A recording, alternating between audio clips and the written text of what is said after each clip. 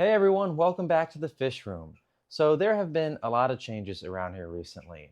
So I thought it would be fun to take you on just a quick walk around the room and update you on everything that's been happening.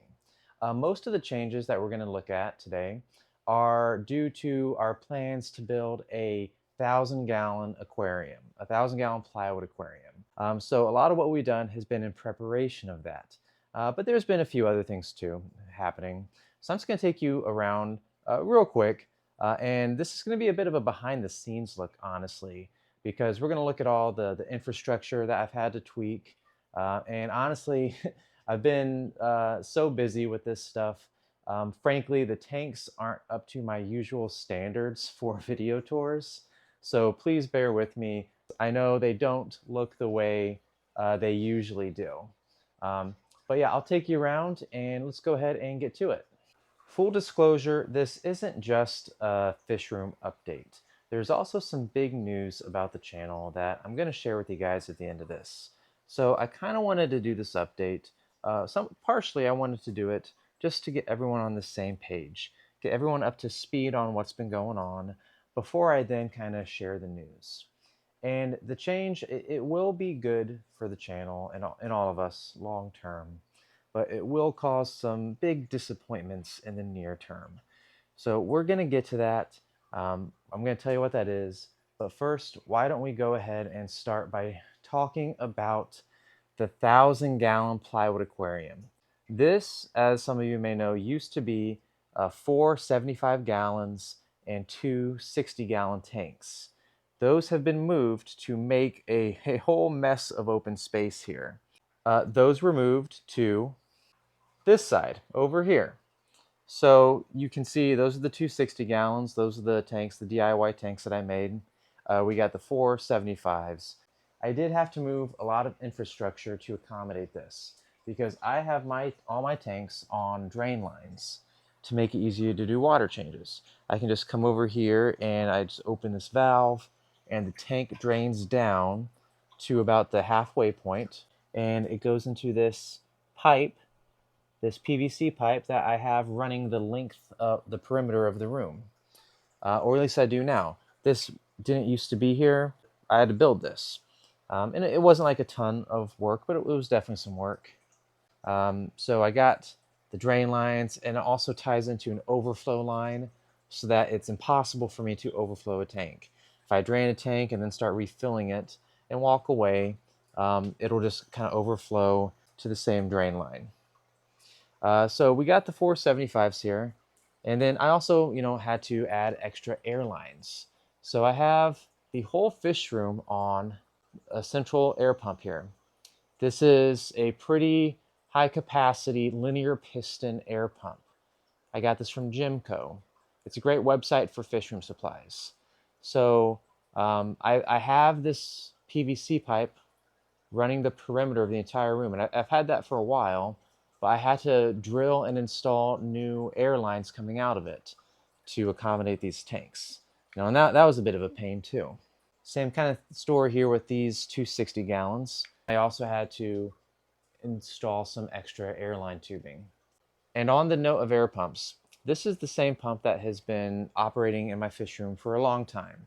And it has been sufficient for a long time. But when I decided to add this new plywood aquarium, it's no longer going to be sufficient. And honestly, it had been kind of on the edge of its capacity for a while. So I also bought and installed another. This was another big project, installing this central air pump. Now they run on the same line. Because they are linear pistons, you can do that. You sacrifice some efficiency, but it's not like with diaphragm air pumps where you just can't put them on the same line. With the linear pistons, you can. You kind of got to make sure that you're working with the proper models to go together. There are some certain specifications, but if you call Gemco, they can help you through that. So I got this extra air pump to enhance the capacity of the fish room. And I'm really happy. I'm really glad that I did that because I, have a lot better airflow from all my existing tanks, and it will enable me to add more tanks in the future. What else did we do to prepare for this 1,000-gallon tank? We had to scoot these tanks down. There was a little extra space in between them. So what we did is we just kind of scooched them down to make some more space over here. And then, yeah, this whole space basically opened up. Ignore all this acrylic right here, these sheets of acrylic. I will get to that later. So that is basically all the changes as far as the tanks go themselves. There have been lots of changes with the fish and the stocking. You'll see that I have Frontosa over here now in this 125. These guys used to be in the 280 on the other side of the room. And I used to have a lot more of them. There was a whole situation that happened that required me to empty that 280. I might talk about it another time, but basically I had to unfortunately rehome a bunch of my Frontosa. I kept these guys in the hopes of breeding them, and then in the distant future I can have a whole colony again. The 600 Malawian tank has stayed mostly the same. There's been a few puts and takes in there. The 650 monster tank is mostly the same. Samson is still loving life in here with his two giant gourami buddies. What else we got? These 40s, they change a lot because they're mostly grow out. We got some Venustus in there right now and some topaz cichlids down here, some really young fry. There's like 60 of them in here. And we got about 20 Venustus growing up in here. These are the Mylochromis. That I don't think has changed since you guys last saw it. This tank has definitely changed. I don't remember what was there before. But now we have primarily the Stigmatochromis melancros, sometimes known as the Stigmatochromis tollet. They just kind of jumped. They're young, they're grown up, so they don't really have the color that they're going to have long term. And there's a few other cichlids in here, just for tank capacity reasons. So this tank is gonna. I'm loving this tank. I'm excited to see these fish grow up. The 200-gallon cube tank is empty currently. I think the last time you guys would have seen it was when it was filled with Philippine blue angelfish. It is empty currently, kind of tied into the reason why I had to empty the 280-gallon and move the Frontosa. Similar reason. I'm just kind of thinking through what I want to do with that for now. I don't want to rush anything, so I'm just going to leave it empty, and we'll figure out what to do with it in the future. The 280 is now a Madagascan cichlid and mangrove tree tank. I did do a video just on this, a spotlight on this tank, a couple weeks ago, so please check it out. I really like this aquarium. It's 280 gallons. I love these pinstripe dambas. These are beautiful fish. I can't wait for them to get big. These 125s haven't changed much since you last saw them. We still have sorry about the glare. We still have the albino threadfin acara in here. They're kind of getting close to a full adult size. I mean, look at that guy. Oh, that's a good shot. I mean, the glass is dirty and the water's a little. That was a good shot. The tank itself doesn't look so great. I ripped the mangroves out of here and moved them over there. I have to kind of re-aquascape this whole situation here. This tank still has my Paratroplus neurosati in it. These are uber rare Madagascan cichlids, and I'm just trying to get them to grow up and breed them. But I don't think that's changed. Everything about these 75 gallons has changed.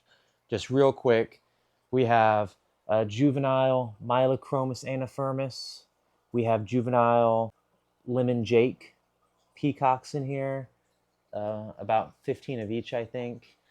Up here we have a Buccochromis rhodesii female who's just kind of taking a break from breeding. Here we have some juvenile grow-outs of Exochromis anagenus and Taeniolethronops praeorbitalis. None of these guys look very nice right now just because they're young. This tank is pretty tannin heavy right now. You can't see them, but there's actually a whole mess of Madagascan cichlids in here. Various species. They're kind of just hiding right now.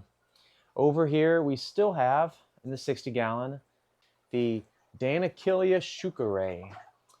I actually don't know if I've ever done a spotlight on these fish for you. I should. These are a very interesting hot water cichlid from Northeast Africa, from desert oases and rivers near the Red Sea, actually. So very cool fish. I might have to do a video on them sometime. Then down here we have a grow out of, just a whole ton of dragon blood peacock cichlids. They're a hybrid, man-made hybrid, but they're pretty cool. And we got some blue dolphin grow outs in here as well. And in this setup, these breeding and growing tanks, I had to scooch them down a bit to make space. So that's pretty much all the fish and tank updates. I know I kind of blew through that really quick, but that was meant to be just more of kind of a level setting. I kind of want to now get into the big news. So this whole situation, this whole space had been cleared so that I could build a big plywood tank. Everything we just talked about ultimately comes down to I did it all to free up this space so I can build a massive tank here. Like put it in front of my chair.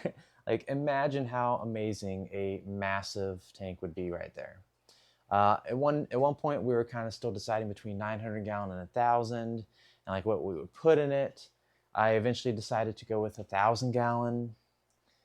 Unfortunately, that doesn't matter anymore because the news is, well, this isn't the news, but the end effect of the news is that I will no longer be building a large plywood aquarium here.